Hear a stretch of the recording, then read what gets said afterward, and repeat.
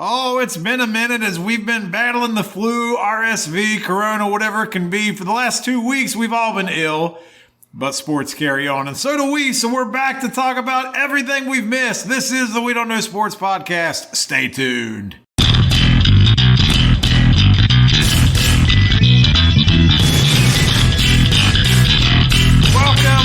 Welcome back once again to the We Don't Know Sports Podcast. This is Chad the Mark with Mr. Brown and Canadian Biggie. Guys, I've missed you terribly. How are you?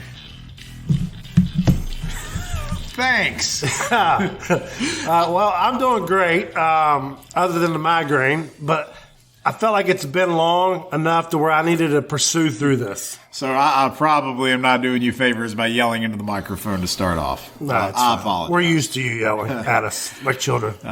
Well, yeah. Cat herder. I don't know. Biggie, how the hell are you? We had to go jump your work vehicle earlier tonight, so I feel like I'm a productive member of your workforce now. Damn jalopy. I'm billing them for every hour until I got home in that thing. Why not? Oh, man. So, guys, we have missed, the last couple weeks of NFL. We've missed some college football stuff. Just a lot's happened. Let's just start off with the news tonight because we got some baseball stuff going on, and Mr. Brown's got a migraine. So let's get him in his specialty before we get too far into the world of migraine. But hopefully that coffee does you wonders. We got our Major League Superlatives out there. MVPs announced tonight. Your Cy Youngs, all that good stuff. So you just want to kind of start from the top, like your overall takeaway on just how you feel? Or Biggie looks like he's really wanting to insert something here. I just have one question for him. As they've announced all the awards now, a Brave won Rookie of the Year. As who you thought would win Rookie of the Year for the Braves? I feel like if Strider would have went in the rotation immediately, he would have won because he's only like one of four pitchers to do what he did. But Michael Harris was no joke, man. He'd have put up Julio Rodriguez numbers had he started the season in Atlanta, maybe even better numbers, to be honest, because he had a higher batting average. He was still right there at the 2020 club. I was almost surprised they didn't go Rookie of the Year because it was that close. But I can't get mad either way. I hate awards. No, I agree with that. It's the stupidest crap ever. I agree Should with be that. illegal.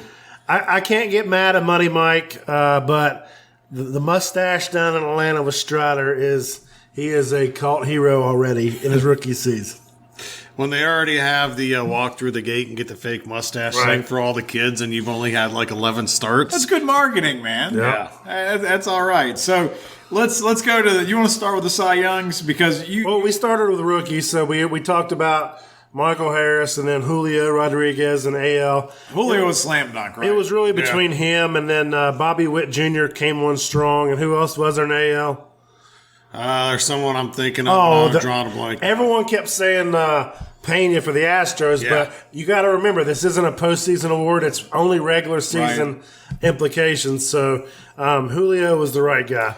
Pena's kind of old as a rookie too. He's like 24. Speaking of Pena, though, can we at least take a minute and reflect back on the wonderful sight that was Correa interviewing Pena, like during the World Series? So I didn't catch that night. I saw it the next day in a meme, and that was awesome. Correa leaves to go to the Twins for the big money, and then he's interviewing the guy who took his spot. He's a free agent now, isn't he? Yes. Yeah, he's not coming back to Houston. Well, and then Pena, he's a son of a former major leaguer. Yep. But you could tell the spotlight wasn't too big for him. Batting number 2 in the Houston lineup, he wasn't scared. He showed up and he shined when the lights were the brightest. See, this is how much time we've missed. I don't think we've even discussed the World Series on the show since then. And we can't go back in time that much, so we're not going to do that. But, yeah, lots happened. All right, Cy Young stuff. Let's go there. All right, so NL was a slam dunk. Sandy Alcantara for the Florida Marlins. Miami Marlins. How many Marlins have won the Cy Young now? I'd say it was this number 1. Is it? Who would have won another one? Didn't the guy that died in the boat crash was right in the... Jose Fernandez. Yeah. He was in there. And then they've had to have had one that was like a one-off, That's like what a I'm Josh saying. Beckett. I don't know. Maybe a World Kevin Series. Brown. And then Maybe they trade I'm him. way off base, but I felt like there's been some Josh other... Beckett? No. All right, anyways. Dontrell Willis. Yeah. Sandy is a flashback workhorse. He led the league in 6 complete games. and he had more than several teams by himself. I was going to say, how many complete games were there altogether? 8? Like, he probably is the throwback workhorse. Well, he had 228 innings. So he was one of those pitchers that was like, I'm not happy with a quality start. And he was one of those pitchers that's like, I don't care how many times through the order I am. Let me work out of some jams that I get in. And Kevin Millar said it perfectly today on MLB Network, was like, you got to have that eye test that says, he might give up a blooper in the box score in the 7th inning. That don't mean you pull him automatically. Let's see what the guy's got on the next hitter. I think it's perfect to bookend that with him being a workhorse as a young guy in the National League for Verlander to win it in the American League as just a complete, you'll never see him again. He'll throw 99 in the 8th inning on his 107th pitch, 39 years old, after blowing his elbow out. You just don't see that anymore. To see a guy win the Cy Young in each league like that gives me a little bit of hope baseball might come back to what it should be. You do know how he ended up in Florida, right? With the Marlins? Refresh the audience's memory here, because I think I do, but I can't. It was like a 3-for-1 or a 4-for-1, but the other ones are irrelevant. But they basically traded him for Marcell Ozuna. Yep. There you go. I think that worked out well for the Marlins. I think it did. Sometimes you get it right, and you're not always just sending your players away. So NL is perfect. Verlander coming back to win the AL Cy Young is the first time that a pitcher has won the Cy Young after coming back from Tommy John surgery in history of baseball. That might be a new precedent, though. I think we'll see that happen more often than not. At the ripe old age of 39. Yep. Well, he's got a young man's game both on the diamond and off the diamond. So, And we saw that Kate Upton's not going to be like Giselle and make him retire. She said he's going to allow to play the game he loves for as long as he wants. Man, I saw some videos. And then come home to these fun bags. That's right. Those fun bags during the World Series where she was defending his honor with fans. Did you see that? Yeah, like those Phillies fans in front of her were talking shit. She was talking, She was like, scoreboard. Yeah. I mean, she wasn't backing down. Like, you don't have to do that. But she's like in the thick of it there. No box seat for her. You know? So that's a little different. So props to, if you needed another reason to think Kate Upton was that chick, there you go. So we can all agree he goes at least 3 more seasons, right? If not more. Yeah, unless there's something catastrophic that ends it out of his control, I'd say he pitches until he's at least 40. The question would be, like, is he going to break down? But, like, this would have been the year he showed the breakdown. Because he just had the Tommy John. He came back. He's already in his late 30s. But, like, his motion and windup is so fluid. He throws hard and it looks effortless. That's why I think that he's got a chance to pitch another 3 really good years. I mean, you're not wrong. I think he's going to go into his 40s easily. All right, and then I posted it today because he joined the 3 Cy Young club with Kershaw and Scherzer. And all 3 of those pitchers that are currently still pitching are all in the 70s for their awards. So they're already at Hall of Fame caliber levels right now, if they retired right now. There's fun conversation with who might be better amongst all those. Mr. Brown and I were talking earlier. I don't think it's going to be. I think now it is Verlander. The war between them all is like as a 5. Just the difference between them. So between all 3 of them, appreciate what you got. Bottom, yeah. Appreciate what you got right now. You're watching 3 Hall of Famers slowly wind down their career, and for those that don't like the war numbers and all that stuff, you can't go off of 200 wins or 300 wins and things like that nowadays. So just look at what their performance has been on the field, their ERA, their WHIP, their ability to dominate a game, and high 70s for all of them. As we get into the next award, we're going to talk about a unicorn, and that's almost what Verlander is going out here, because if he gets to 300 wins, he'll be the last pitcher to do it. So let's jump into Ever.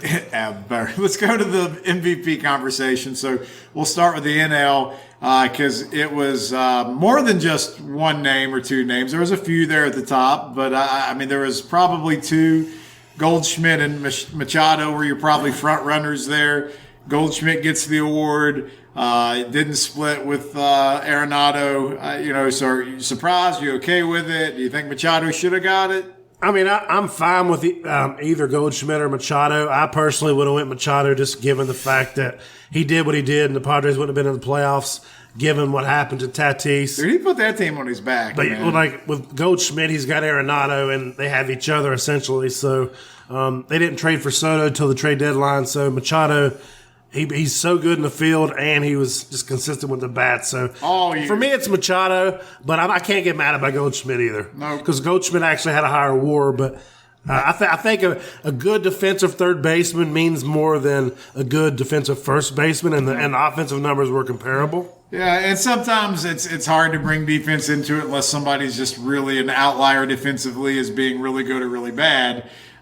Because, let's be honest, most of these guys are pros. They're going to, especially in the infield, they're going to be pretty decent no matter what. But, yeah, it's a lot different playing the hot corner than it is first base. Anybody can play first base. Yeah. Anybody. Like Cecil Fielder did, for Christ's sake. How hard is it to play first base? Yeah, it's very hard. So what did he say? We'll teach him how to do it. Yeah. So the thing is that, and I just lost where I was going. It's all good. We talked about Tatis being out and Machado. Oh, yeah, Machado. So how is it that he has this black eye on his reputation, and now he's gone to, like, the voice of reason, and he's, like, the mature one with Tatis going out, and Machado's, like, leading him to the promised land. Machado's older now. Has he grown up? He's grown up a little bit. He's not cleating everybody when he slides. He's not stepping on feet yet. I mean, just got to give it time. He'll do it again. But, Machado, he might have done some things in the past. It's a little chippy or childish, but at the same time, I think he is a hell of a competitor. He showed that. And, for a team that could have just been really pissy about things and wanted to pack it up, the Padres did not. I think he gets to be a big part of the reason why. I guess my question, I was going to ask you, Biggie, I asked Mr. Brown this. Goldschmidt has been in the top tier of MVP voting a couple times.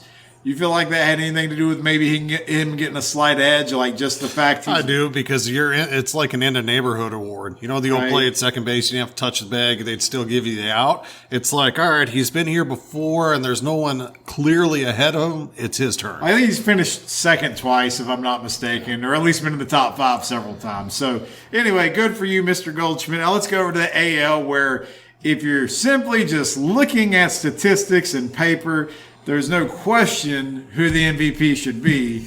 And maybe it's just going to come down to having absolutely historical runs for you to take it from Shohei Ohtani, because Ohtani didn't win. It goes to Aaron Judge. And I think we've said, at least I know I have, that Judge would win just because Ohtani won it last year. Yeah. And you don't want to go to the well again, even though Ohtani probably should have won it, but I don't know. Mr. Brown, how do you feel about the AL's award? I would have voted for Ohtani, but I can't get mad about Judge winning it. Obviously, like you said, he broke the AL home run record. It's going to take a historical season for anyone to beat Ohtani in this award, given the fact he stays healthy. So I want to say this to the audience real quick. So there's 4 teams in baseball this year that had 30 home run, 90 RBI hitters, plus a pitcher with an ERA under 250, okay? The Braves had Olsen and Riley, 30 and 90, with Max Fried as the pitcher. That's a playoff team. Yep. The Blue Jays had Vlad Guerrero Jr., 30-90, and Manoah, the pitcher.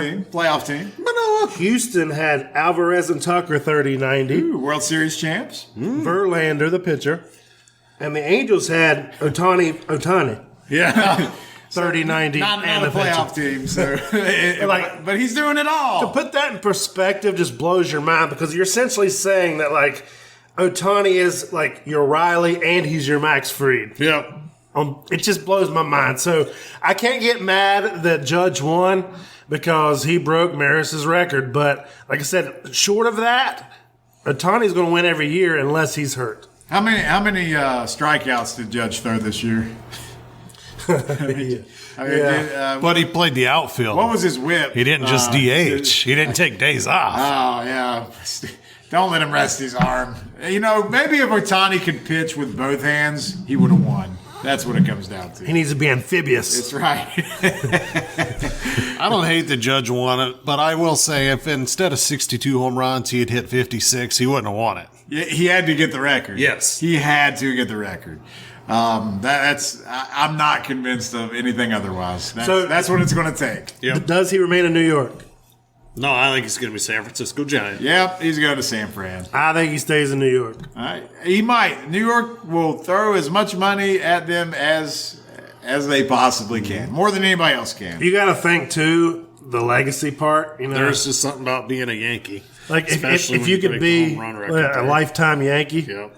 yeah, you're right there on the like. No, I'm not saying you're on the Rushmore, but you're in forever in baseball lore. It's like, Well- look, not only are we going to re-sign you, we're going to call you the captain now. I think they could drop that C to convince him to come back. Yep. You got Monument Park back there. Everybody dreams about being in there if you're a Yankee. Man. I'd love to see him go to San Fran, to be honest, but I don't see it Hit happening. some big splash bombs every Oppo night. Field, Oppo Taco. Yeah, let's get it. But we'll see how it goes. That's the great thing about baseball. We got hot stove. I would say we probably won't talk much of baseball the rest of the year, but I'm sure there'll be the news and notes that come out during the hot stove. We're already seeing some of that stuff happen now. But at the end of the show, and we'll give you guys a little bit of baseball trivia, but it's actually related to hockey. I know that makes no sense, but stay tuned. Tom Glavine. That's it. Stay tuned to the end of the show. We're going to talk a little hockey and baseball and see if these guys can name some good numbers here. But good baseball talk. Y'all ready to move on? Let's do All it. right, let me get a break. Yippee-ki-yay. All right, so we don't talk a ton of college football, but the playoff committee keeps coming out each week, and we keep getting a little bit of tweaks and changes here because things have not gone the way the committee probably wants it to. Because TCU is in the top 4 right now. Is the Horned Frog going to survive the season and make it all the way into the playoff? They're going to go undefeated all the way through. A bunch of heartbreakers, 3-point wins, 7-point wins. The committee's not going to want them in there, but they're going to make it. So they are definitely the least impressive of the teams in Yes. the top 4. Georgia 10-0. Are they going to win out? Yeah, I think their only loss might come in the SEC title game, but I think that they'll go Against undefeated. who? LSU. LSU's in the driver's seat. Yeah. Brian Kelly making magic happen down there. Well, fuck Brian Kelly. He killed a guy while he was at Notre Dame. And the only reason they might win that game is because he's so damn cringeworthy it'll happen. So he just threw the shade about a video guy dying and him being cringy all at once. Yeah. I like that. So you just miss Ed Ogeron, don't you? Go Tigers. Go Tigers.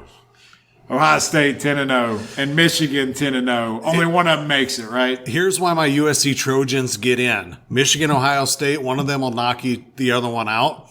I think that LSU is higher, obviously, than USC right now. LSU's got 2 losses, though. But LSU, even though they're higher at 6, will lose to Georgia in the SEC championship game, hopefully. So if I'm predicting, it's Georgia. TCU goes undefeated. USC sneaks in, and Michigan's in there because they beat Ohio State. You want USC in there bad, don't you? Oh, God, I know. What's the love affair with Lincoln Riley for? Like, he's not even a SoCal guy, you know? I've always liked Lincoln Riley back to his playing days. I love what he does offensively. And then when he went out to USC, and this is just kind of the overall fan of me, like, if pro football, it's good if the Raiders are good, right? Or we don't like the Cowboys, Giants, that sort of stuff. For college football, USC needs to be good. The West Coast needs to be alive, and they have been dead now for a while. It's been maybe Oregon will have a year.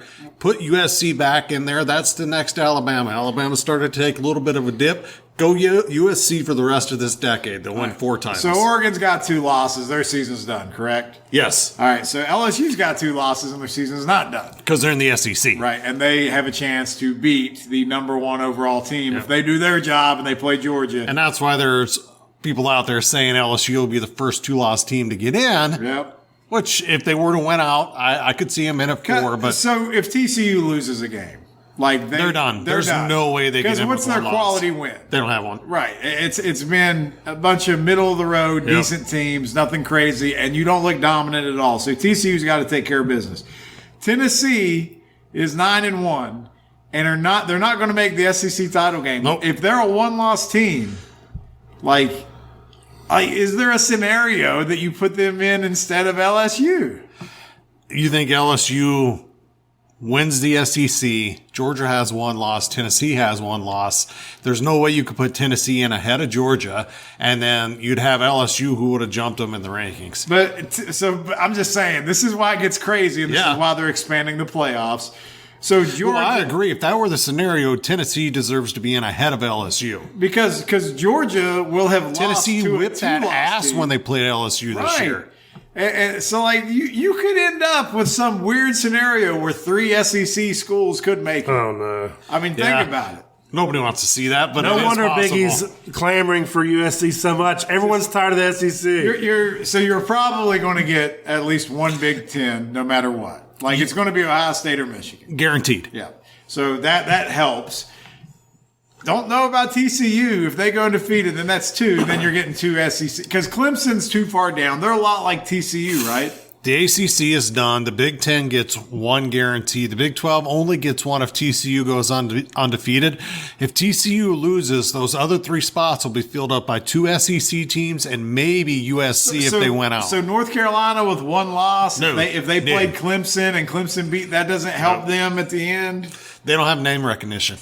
I mean, you're not wrong. I'm just saying, like, that's why it took TCU so long to get in the top 4 and undefeated. Do you think if Oklahoma or Texas or Baylor were undefeated at the same point as TCU, they'd have been ranked 7 or 8? If it would have been Oklahoma or Texas, they're definitely in there. Yep. You know, even Oklahoma State might have been in there. You know, so anyway, if you're not paying attention, the next couple weeks are going to be extremely exciting. The only thing that sucks is I feel like don't the SEC always have these really shitty games right now, and then they finish with a strong like here in the latter part of November, like you're going to get like Wofford and like Central Carolina or some stupid team. When you're seems like usually this weekend is their shit game weekend, and then Thanksgiving week they finish rivalry strong. Week. You know they.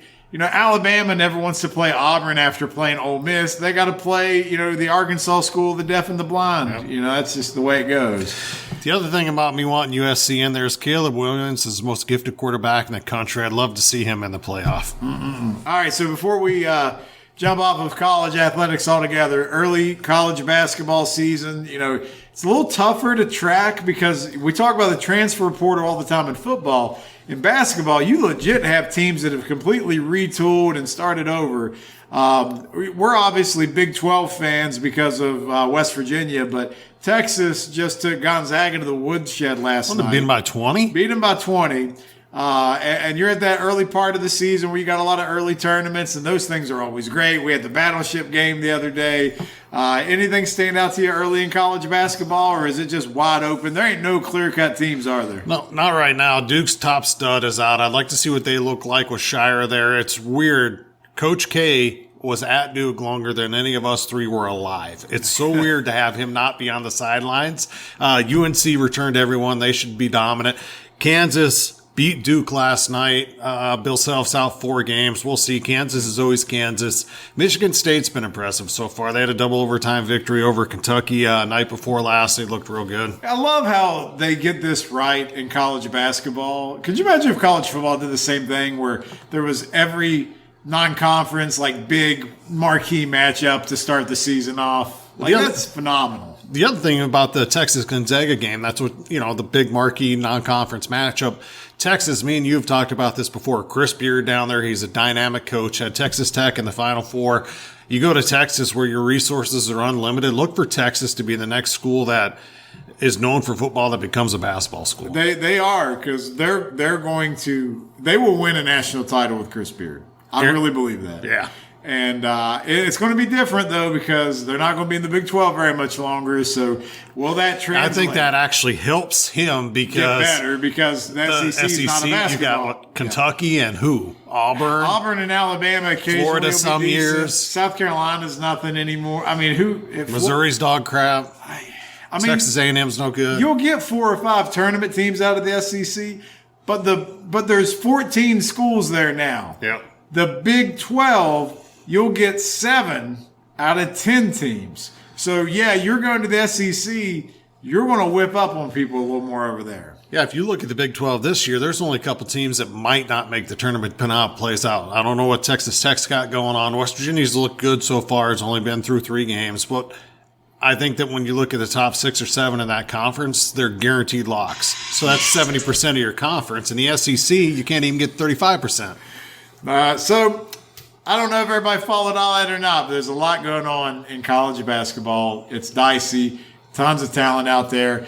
And you know what's interesting above everything else is nobody's really recruiting the high school talent like they were.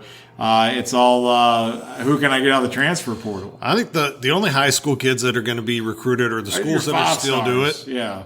Duke, North Carolina, Kansas. They'll still take those kids, the cream of the crop. But did you see the interview with Huggins? So talking about recruiting? Yeah, he said it's why go get an unproven commodity when you can go get that. But here's something else I was going to bring up. I can't remember the school.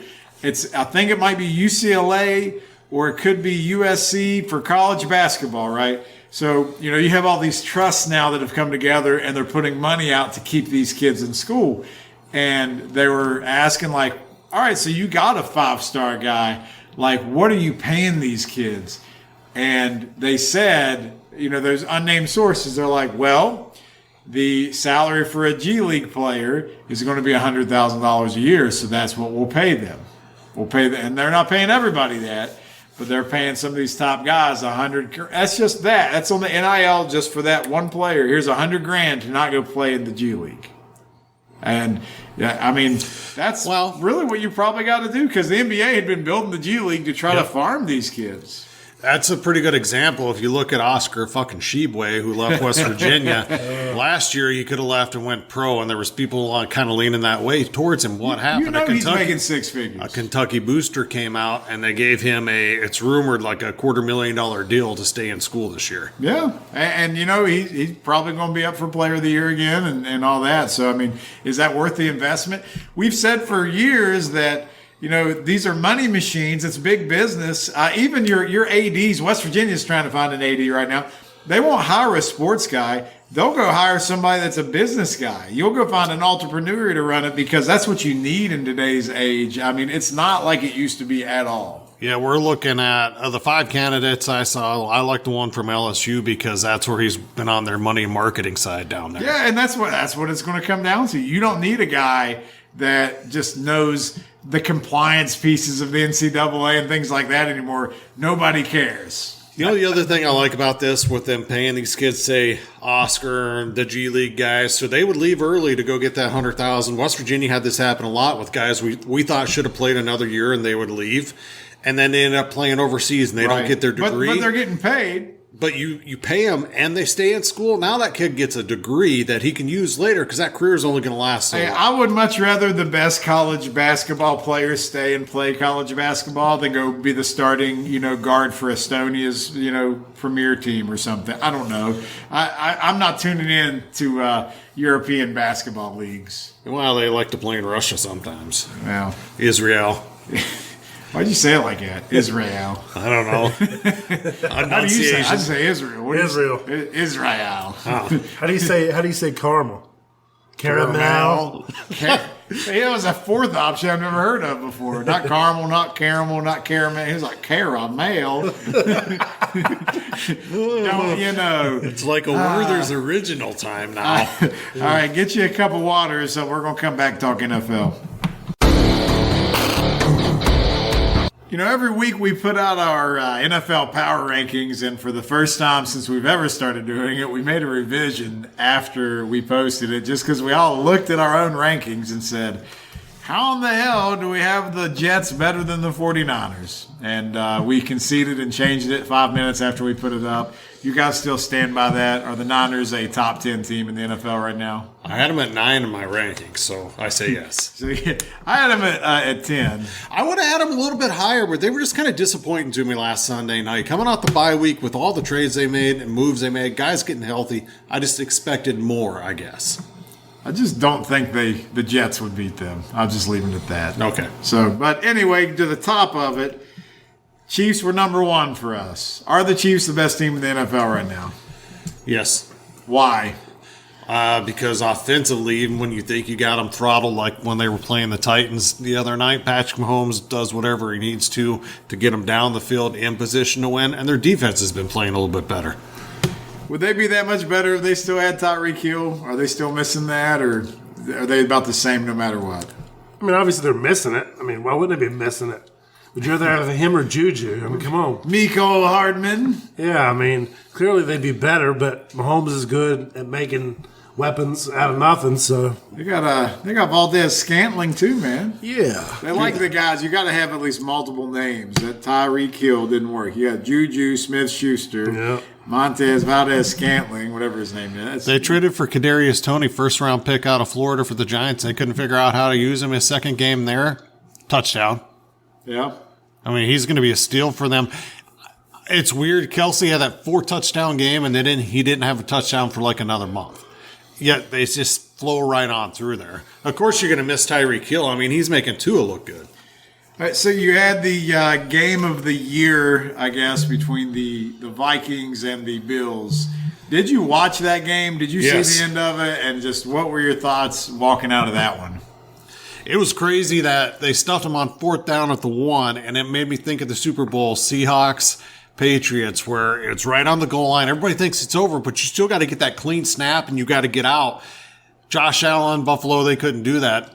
Poor center exchange, covered in the end zone. Vikings take the lead. Oh my God, it's over. It's 30-27. The Bills still go down, get a field goal. What do you think about Kirk Cousins and all these drift? I think that as long as they keep winning, it don't matter. Winning's the best deodorant. He's wider than Russ Wilson. I saw this deal and it said Kirk Cousins went from I'll have her home by 9 to she calls me daddy now. I don't know. You know, he's rocking the gold jewelry and his clothes he got from Kohl's. I mean, I've never seen a man make Kohl's cash look so gangster. We'll see what he does this week. Good, it wasn't in prime time. All right, so we had the Eagles at 3, Bills at 4, Dolphins at 5. So I'm just curious, Biggie. You've not been behind the Dolphins at all this year. I moved them up this week. They have not lost a game when Tua plays the entire game, correct?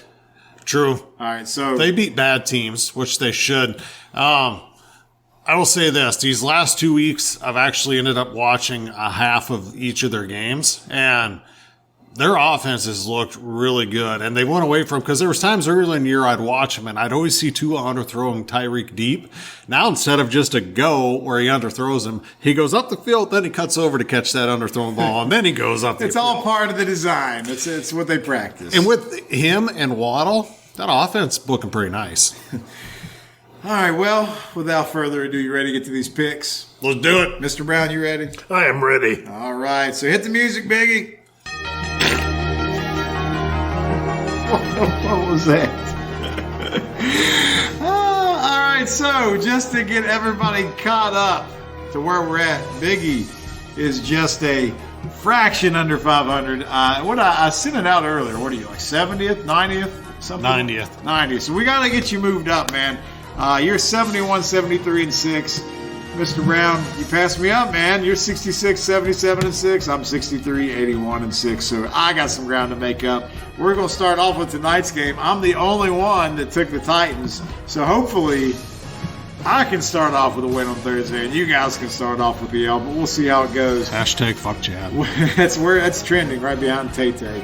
What was the money on tonight's game? Do you know, Mr. Brown? Do we know where the money was coming out with the Titans and Packers? The Packers. Money was all over the Titans tonight, 64%. Packers were a home dog. Titans 3.5-point favorite. Titans were a 3.5-point dog. Oh, the Titans were a 3.5 point. Ooh, I have that wrong. Well, I'm even better picking the Titans in. Where was the money coming at, you said? 64% on Tennessee. All right, and it was 3.5, right? Yep. All right. So let's go about our business here. The Bears at the Falcons. Man, that's definitely a 1 o'clock. Why couldn't they put that game on at 9 a.m.? I don't know. Maybe it'll be okay. I had to go with Mariota on my fantasy team. Falcons at home to the Bears. Falcons 3-point home favorite. I'll roll with the Bears on this. I saw a stat this week. The Bears are the first team in the history of the NFL to score 29 or more points 3 weeks in a row and lose all 3. They'll win this one. Where's the money coming at? 72% on the Bears, and I'm going to take that money and go with the Bears. They've been making plays and calling plays to fit Fields' skill set. He's killing it in fantasy. I think the Bears are starting to hit their offensive stride here.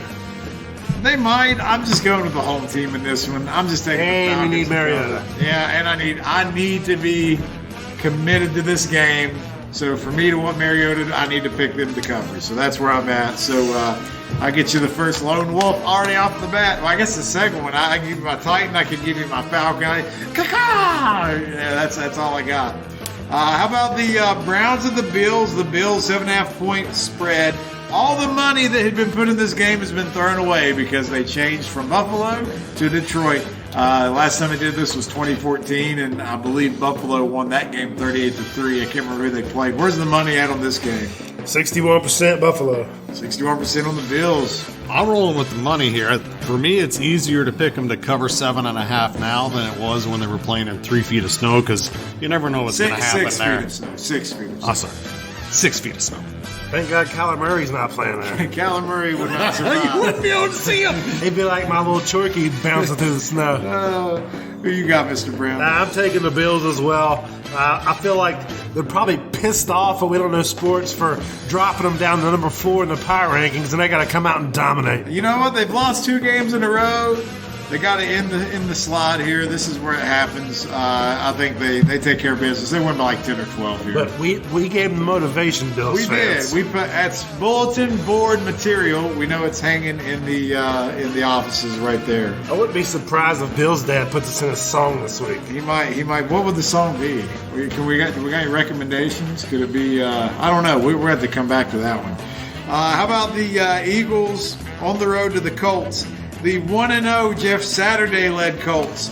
Yet it didn't do them any favors for Vegas. The Eagles are favored by 6.5. The money's on? The money is currently 64% on the Eagles. Of course it is. Jeff Saturday, who I agree with Bill Cowher, it's an embarrassment to the coaching profession that you hired a guy who wouldn't take an assistant job, but then you offer him the head position. He's like, oh, screw my kids. I called Tom Brady. He told me how to crap all over him and go back to football. He's looking across the field, thinks he sees Kyer Chandler. It's not. It's Nick Sirianni. The Eagles coming off a bad loss, and they're going to win by 2 scores. So the guy on the couch from Half Baked is 1-0. But they played the Raiders, who's the only team that's probably more dysfunctional than the Colts are. So they allowed them to get there. The Eagles are coming off of losing their first game of the season and letting the 72 Dolphins rejoice once again. So I feel like the Eagles are going to like steamroll Saturday and be like, go back to losing ways like you did in high school as a coach. Saturday. No, not a chance. It's the Eagles running with this one all day long. It's going to be like a 34-10 game or something like that. I like that score. Is Sam Allen? But Matt Ryan's back in quarterback. Oh no, I was going to ask. Guess who's playing? It doesn't matter who's playing the quarterback. It's going to be an ass whooping of Philly proportions. So let's go to. I think this game's super interesting.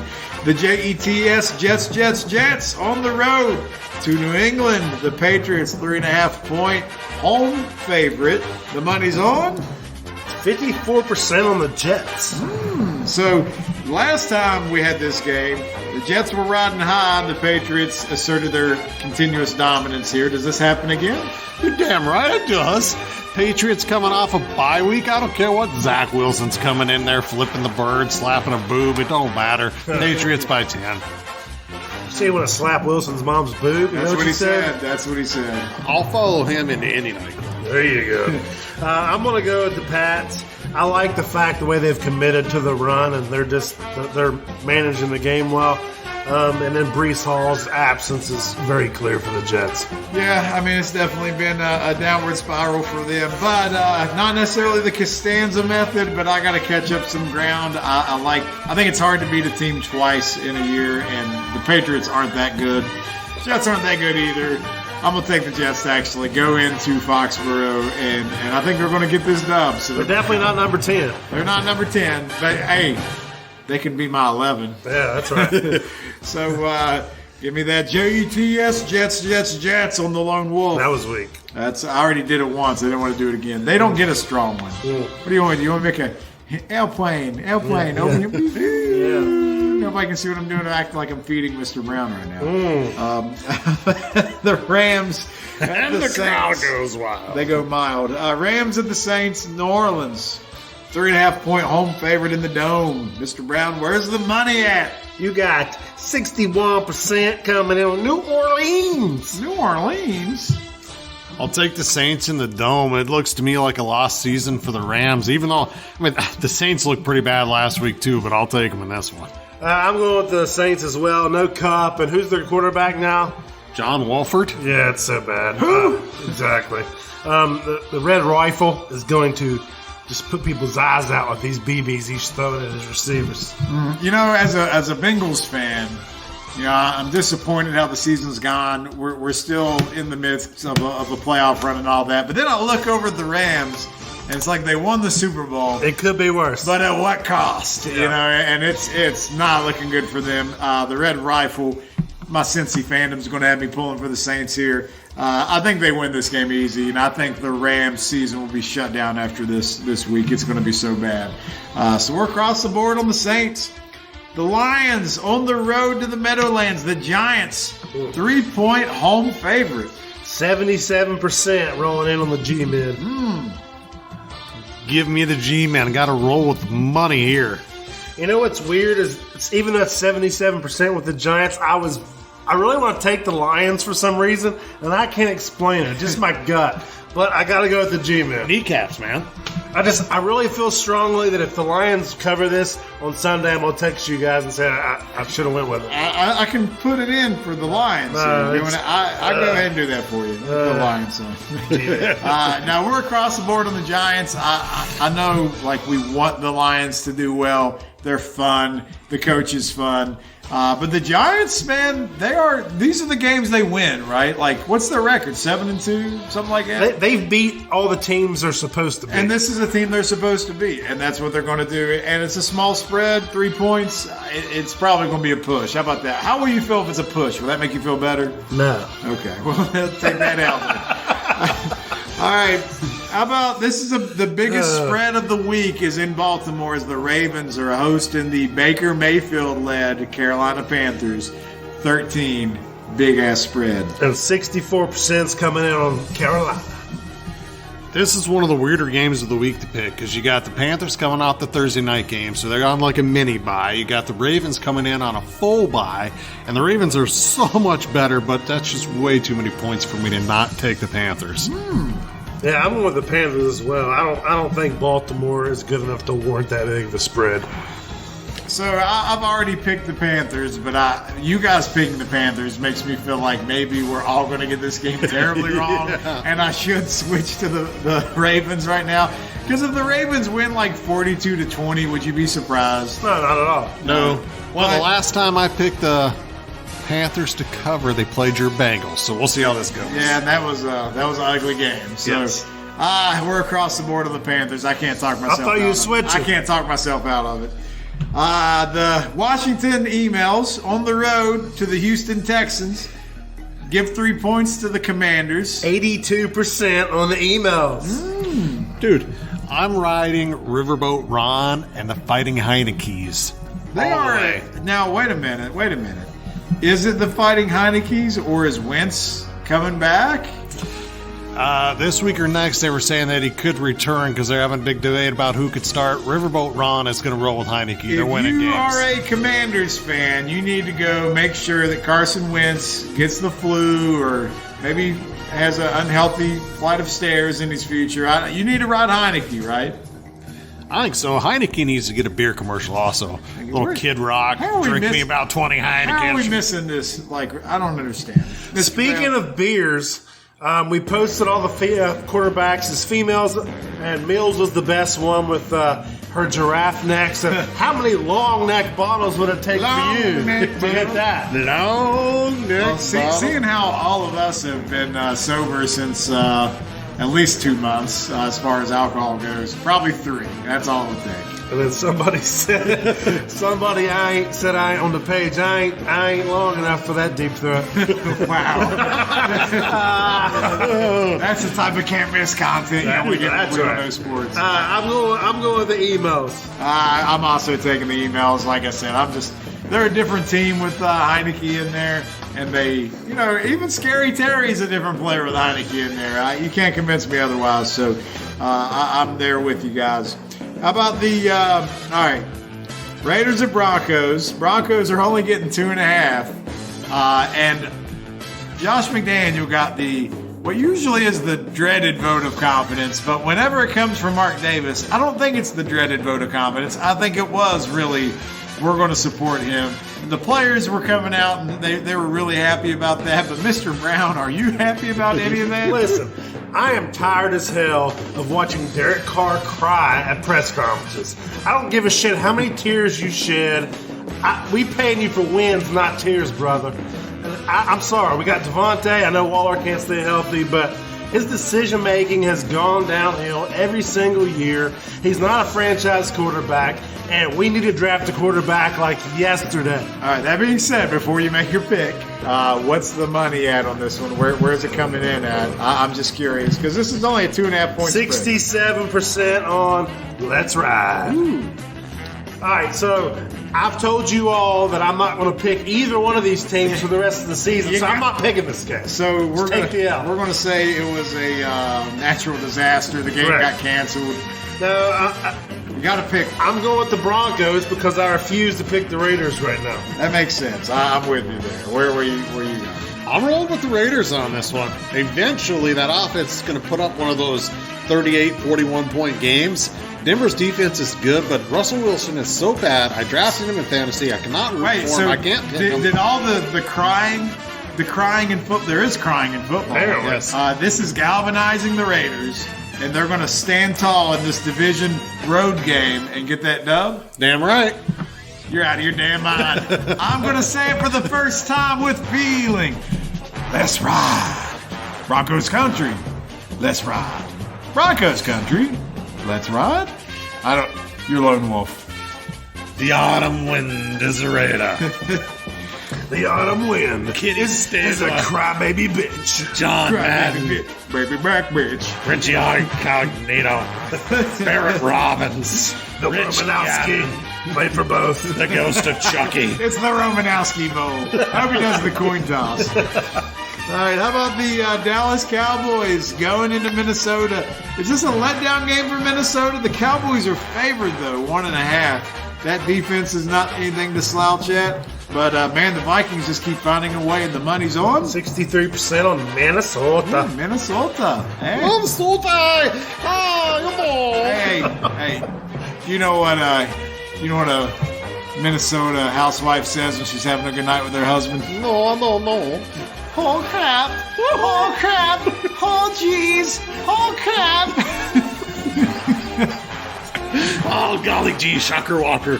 I gotta tell you, this game is. They also love Taco Tuesday. You like tacos? Off the rails. It's flight Chiquito. Let's get back Friday. to drinking. This game's really tough to pick because I feel like it is a letdown game for the Vikings, but it's not a primetime game, and I feel like this team this year plays every game close and may find a way to win at the end. Give me the Vikings. How in the hell are the Vikings an underdog at home against the Cowboys? I have no idea. I can't explain it. To me, if the Vikings were a 3-point favorite, I'd still pick the Vikings.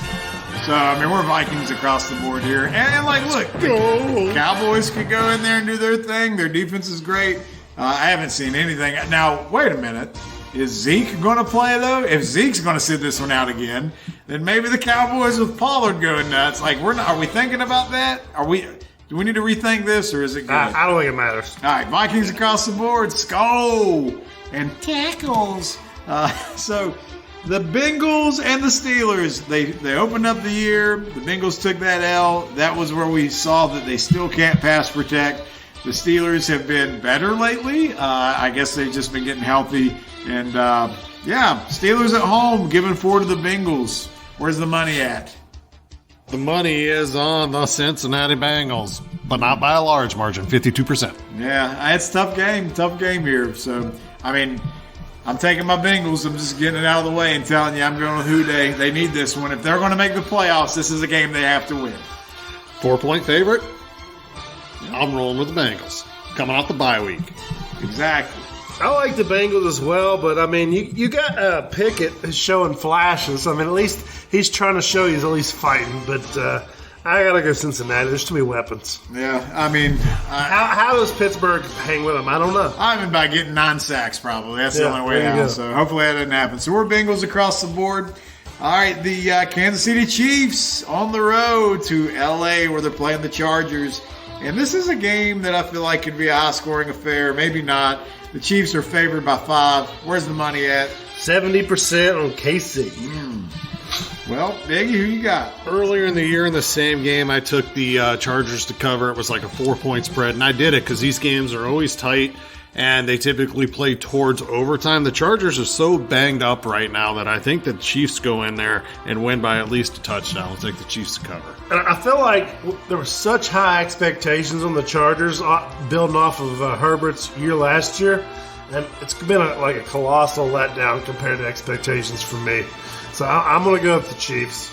I'm with the Chiefs, too. Just the comparison real quick on Herbert. Herbert and Burrow are going to be linked to each other for a long time, right? They both came out. But anyway, they both seem to have regressed a little bit. And I haven't watched enough of L.A. to tell you exactly why. I know he's been banged up with the sore ribs and everything, but maybe that's what it comes down to. If you don't give these young quarterbacks time, this is what's happening. He's banged up, and he's throwing to DeAndre Carter and Jordan Palmer, who aren't bad, but that's because Williams and Keenan Allen. They're on the injury report every week. They haven't played in forever. I feel like this is every year. Even when Phillip Rivers was there, these guys are always hurt, man. You just need to move on. And they get rid of that team doctor that jabbed Tyrod. Maybe that's why they're always hurt. Yeah. That's the guy that tried to kill Tyrod Taylor. All right, Sunday night game. There was that one. The Monday nighter, better than the Sunday night game. Niners on the road to Arizona. Niners are an 8-point road favorite. 60% coming in on the Kyler Murray MVP Cardinals. Do we know who? Do we know who's starting? Is Kyler Murray starting, or is it Chad Colt hanging McCoy? I don't know yet. And that's the thing about picking on a Thursday night. Sometimes you just don't know. Well, here's the thing. Whoever's putting the money down here must know more than us, and they're rolling with the Cardinals to cover, so I will follow that. You just love your MVP never going to happen, Kyler Murray. Hey, I had him as the 2020 NFL MVP. 2020 NFL Feels MVP. like a Kyler lifetime Murray. ago now. He was blowing it up for like 9 games that year. The Niners win the game, but I like what Arizona's done since DeAndre's came back. They're a lot more competitive, obviously. I'm going to go with the Cardinals to cover. I like San Francisco to come in here and just beat the brakes off of them. The Cardinals have not looked good in the past few weeks, really. I don't know. CMC is getting more acclimated with the role there. I know you want to see more from San Francisco. I think this is where you see more from them. They're going to come in here and put a statement to capitalize on this primetime event. So, I don't know. What do I do for a low Niner? You're gold digging. She ain't listening with no bro. There's gold in them heels or something like that. Ain't you ever heard that song? What's that? I ain't saying she's a gold digger. Oh, but she ain't messing with no broke calamari. Yep. 18 years. They got one of you kids, got you for 18 years or something like that. All right, we can't talk about Yee no more. He don't even have his shoes to sell. But that wraps up the week. What week is this? 11? Week 11. Week 11, NFL Stone Cold Lead Pipe Locks. Make sure you reach out to 1-800-GAMBLER if you got a problem like us, because we got the losing records, but we're trying to right the ship this week. We'll see how it shakes out.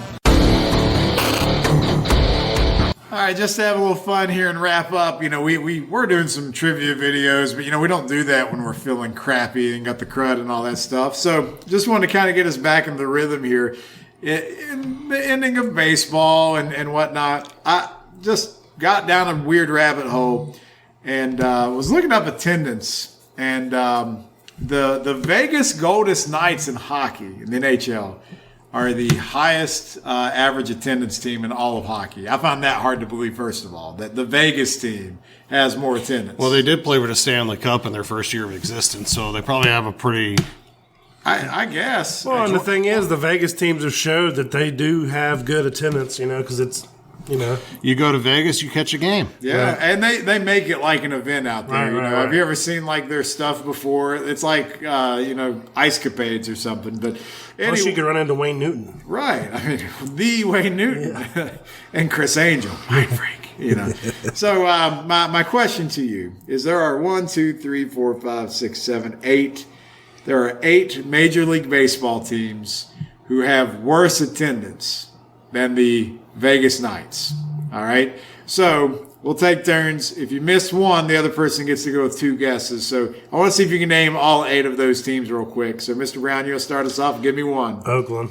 Oakland is last at 9,973 a game, under 10,000. Tampa Bay. Tampa Bay, 13,927. You guys are 1 for 1 each. Miami Marlins. The Marlins are next to last at 11,203. I'm going to go with the Arizona Diamondbacks. Arizona Diamondbacks. Mr. Brown gets to go twice. Ooh. The Kansas City Royals. They are on the list at 15,974. You got another one? Pittsburgh Pirates. The Pittsburgh Pirates are just a little less at 15,524. So we've gotten Oakland, Miami, Tampa Bay, Pittsburgh, and Kansas City. There are 3 teams left. Let's see.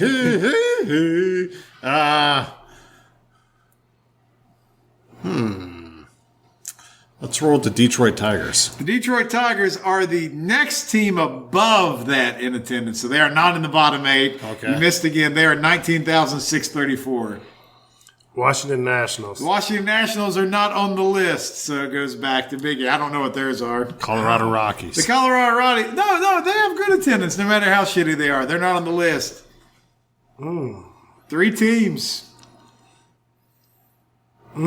Cincinnati Reds. It wasn't your turn, but we'll give you credit for I was Cincinnati. going to say I should get credit for that. 17,447. Mr. Brown, there's 2 left. Can you name them? I'm thinking here. Dang. I'm trying to get around the divisions. What if I told you that one was a playoff team? The Milwaukee Brewers. No. No, I knew it wasn't They there. weren't a playoff team either. Oh, they weren't, were they? No. No, they fell off. I feel like I know who it is. I have 2 guesses, but they're Well, both you can wrong. just jump in like Biggie did. Cleveland. Cleveland is the answer at 17,070. I was going to say Cleveland, but then I was like, man, they were good. They have nothing else to root for there. One more AL team. Minnesota Twins. No. They always do well. AL. Somebody. Orioles. It's the Orioles. How could you not go watch the Orioles this year? They were the they were the highest out of the group of 8 there. So to recap, Oakland, Miami, Tampa Bay, Pittsburgh, Kansas City, Cleveland, Cincinnati, Baltimore, you all have worse attendance than the Las Vegas Golden Knights. So it has existed for 3 years. Correct. Okay. Damn. So maybe we just need to relocate. Did you see Kansas City's going to build a new stadium? Yeah, finally. That thing looked sweet, man. Yeah. Those renderings and whatnot, that was pretty good shit right there. Well, just to recap and end the show, just some off-topic things. Sometimes we like horror movies. You and I watched a movie here that just came out for us to stream here. Yeah. And speaking of sports, though, their marketing during the postseason run for Major League Baseball is fantastic. The movie Smile. That the crazy chick that just sat behind home plate the whole time? Yes. We watched it last night. We both ended up watching it without telling each other. Yeah. Oh, nice. So it's not bad. Good way they shot it. You can tell it was low budget, but they did a good job building suspense. The music in it was good. The premise was good, but I feel like it's kind of been done before. It'll get you to jump, though. That's what you're looking for. Yeah. Yeah. One of the things that we talked about is it revealed your entity in there, and sometimes it's best when you don't see something.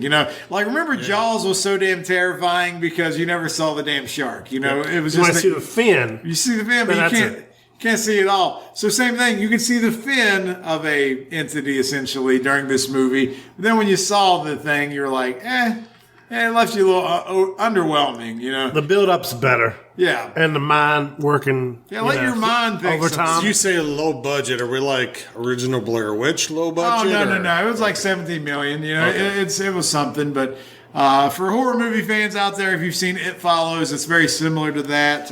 Even the storyline was very similar. Had a little feel of The Ring to it. It wasn't bad. It's just 7 days. feel like the story has been done, which what hasn't these days. But it's still a good watch. I'd recommend it. I don't know. Not everybody's a horror movie guy, though. Sometimes people don't want to be scared. That's just, your MO, I guess. But outside of that, I haven't watched really any new movies lately. It's like been nothing. I've just kind of been hanging out, watching just random TV shows at night. That's been about it. So 3 things I've watched, and it was all in one night. I watched 3 documentaries back to back on MLB Network. One was Mark the Bird Fidrich, which I didn't know his full story was amazing. Obviously, Mr. Padre Tony Gwynn. And then the other one was, who was the other one? While you're thinking, mine that I watched wasn't really sports, but it was about the Killer Sally, the bodybuilder. That was pretty Oh, I've seen that on there. That wasn't bad. Yeah. I'm trying to think of the other one. Have you seen anything lately, Biggie? Criminal Minds, that's what he watches. Reruns, baby. Reruns of Criminal Minds. How many times can you watch that and be happy? Wow, I'm not happy enough yet. Some of the episodes I've only seen like 15 times. Okay. He's literally like Groundhog's Day. Yeah, it's just, is there a Criminal Minds 24/7 channel? Is that what that is? D-Streams only has a Breaking Bad channel. That's all right. Well, I think that's enough to wrap up the show. We'll send you guys away to say enjoy your Thanksgiving. We won't be here next week because we'll be celebrating the holiday. We'll be back after that. So enjoy. What's your favorite, like when you're going to Thanksgiving this week, guys, what goes on your plate? Like you can't fit everything on there. So that first time through, what do you put on your plate? The 2 things for me that I have to have is Mom's stuffing. Okay. Does she make it, is it stuffing or dressing? Dressing. Okay. So not made in the Mom's turkey. dressing and then deviled eggs. Okay. That's it. That's it. What else is on the plate? That's it. It's just a bunch of stuffing and No, deviled I mean, eggs? I'm not a big, I'll put a little bit of turkey on there. Okay. White meat or dark meat? Either one. Okay. So Dark you don't meat, really care. probably. You have to put gravy on the turkey? I like gravy on there. And then the homemade rolls are amazing. Okay. But I got to get some mashed potatoes to dip my roll into with Gotcha. gravy. And then she got some green beans out of the garden, so that'll be on there. Nice. I see. That's what I'm looking for. It's orchestrated. It's planned out. There's actually dishes that go to well together, so you can use them as instruments. I like it. I like all of it. I always kind of like the turkey. I like it on Thanksgiving, but I always like it more the next day, cold turkey sandwiches. It does marinate a certain way after it's been in the fridge. The dressing also, that's always a must. And then mashed potatoes and gravy. But I like corn casserole, too. Corn casserole. See, the problem with some Thanksgiving dinners, you go and then everybody brings all these damn casseroles. But I get filled up just on the turkey, the stuffing, and the mashed potatoes. And I'm pretty good. We like carbs on Thanksgiving for sure. So let me ask you both. Cranberries or no? No cranberries. No. For me. I can't. Why? Just why? Nobody eats them. They set them on the table. So I saw that there's a report. Thanksgiving dinners are going to cost 18% more this year because of inflation, but cranberries went down in price because of overproduction because no one eats them. Shop at Aldi. They dropped their prices 19%. Hell yeah, I love Aldi's. Yeah. You might not be able to get a 20-pound bird there, but you can get a 15-pounder. It's It'll all cook good. the same. It'll eat the same. All right, what about dessert? What's your is it pumpkin pie or do you venture out? I'm a pecan pie. Thanksgiving, I'll do pumpkin pie. That's the only time of year I will. Pecan pie is by far my favorite. You get some fist that for that one. What about you? I like Cool Whip with a little bit of pumpkin pie. Cool Whip. Cool Whips. Whip. Yeah. Not so not the can. You got to do the spoon Cool Whip. Correct. Oh, yeah. Now you got to go with the can, the aerosol can. No, old school. That's No. for different stuff. old school, bro. No, you guys are doing it wrong. And then old-fashioned cherry pie. I mean, everyone, we'll just tell your mother we ate it all. Yes, that's apple pie. Oh, that's right. My bad. All right, well, guys, that wraps up another episode of the We Don't Know Sports podcast. Thanks for letting us invade your ears, and thank you to everyone out there in social media who's been following us. Our Facebook page is now over 100,000 followers, so much love and much appreciation. Don't forget to subscribe wherever you get your podcasts, and we will see you after the holidays. Have a wonderful, wonderful Thanksgiving. We'll see you next time, and